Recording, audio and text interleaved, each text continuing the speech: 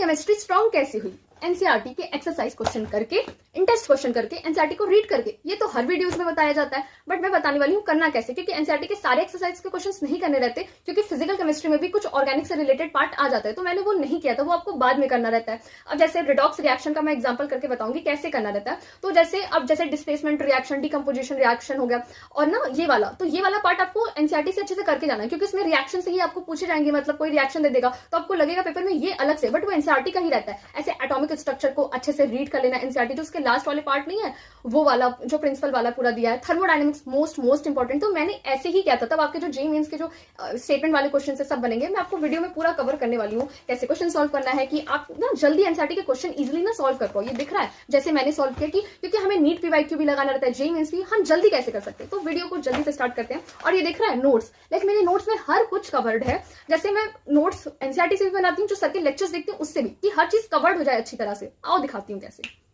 अब मैं बिल्कुल बिगिनर मान के आपको समझा रही हूँ। फर्स्ट स्टेप, लेक्चर देखने से भी पहले, लाइक मैं रिडॉक्स रिएक्शन करने जा रही हूँ लेक्चर, उससे देखने से भी पहले मैं पीवाईक्यू निकालती थी, ऐसे टाइप के मेरे प्रिंट करवा रखा था मैंने, तो मैं देखती थी किस टाइप के क्वेश्चंस पूछे जा रहे हैं। जब मैं देख ली तो मैं लेक्चर देखती थी, तो मुझे समझ में आता था, अरे हाँ ऐसा टाइप का तो क्वेश्चन मैंने देखा था, क्या मुझे वो क्वेश्चन सॉल्व करने आता? बिल्कुल भी नहीं, बट एक दिमाग में सेट हो गया था कि हाँ इस टाइप के आते हैं। अब देखो, जब आपने लेक्चर देख लिया तो सर टॉपिक बाय टॉपिक जब पूरा लेक्चर देख लोगे, तब आप आओ अपनी एनसीईआरटी पे।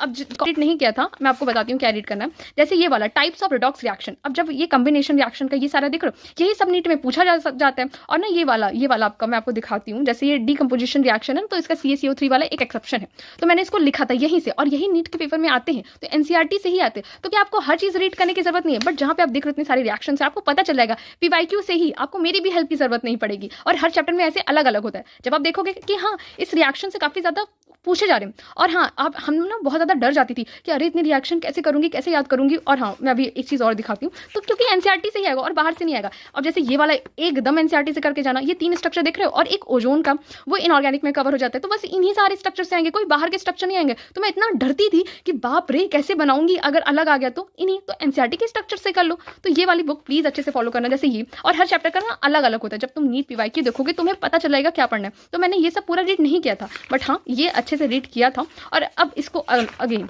अब तुम्हें क्या करना है, जब भी तुम क्वेश्चन पढ़ोगे तो तुम ये सारे रिएक्शन, जैसे डिकम्पोजिशन के सारे रिएक्शन, इसके सारे रिएक्शन, क्योंकि यही सेम उठ के तुम्हारे क्वेश्चन पेपर में मिलेंगे।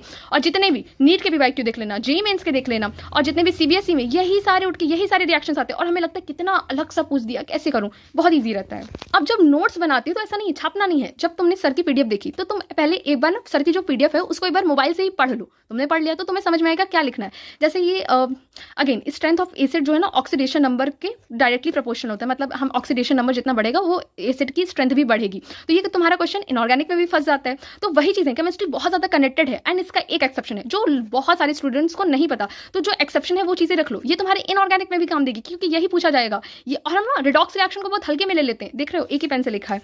अब मैं तुमको कुछ से, जैसे ना ये वाला प्लीज अच्छे से, जैसे रिडॉक्स में ये बहुत ज़्यादा इंपॉर्टेंट है, ओजोनाइड, पर ऑक्साइड क्या होता है, सुपर ऑक्साइड क्या होता है। अब देख रहे हो फ्लोरीन भी हमें बताया जाता है हमेशा -1 में रहती है, ठीक है। अब देखो, अब फ्लोरीन में यहाँ देखो +1 में, तो स्टूडेंट्स को ये भी कंफ्यूजन होता है ये +1 में क्यों है। देखो इसीलिए कहा जाता है क्वेश्चन करोगे तो तुम्हारी अंडरस्टैंडिंग लेवल बढ़ेगी, क्योंकि फ्लोरीन को -1 में हम लेते हैं, बट ये कंपाउंड में ना ये F2O है ना, तो ये चीज भी तो ध्यान दो।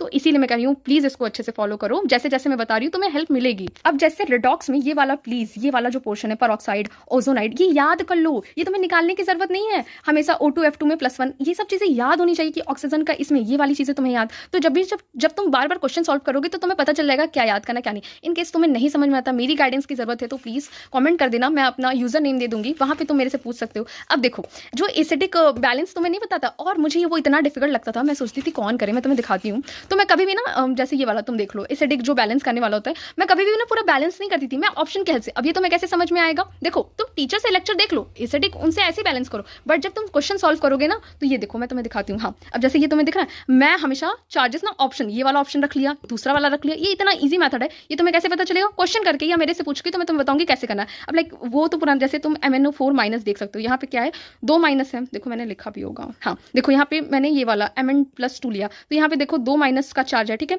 एंड यहाँ पे तुम देख सकते हो, यहाँ पे 6H+, मतलब 6+ है, तो ये 4, तो इसको प्लस माइनस करेंगे तो 4 आ जाएगा।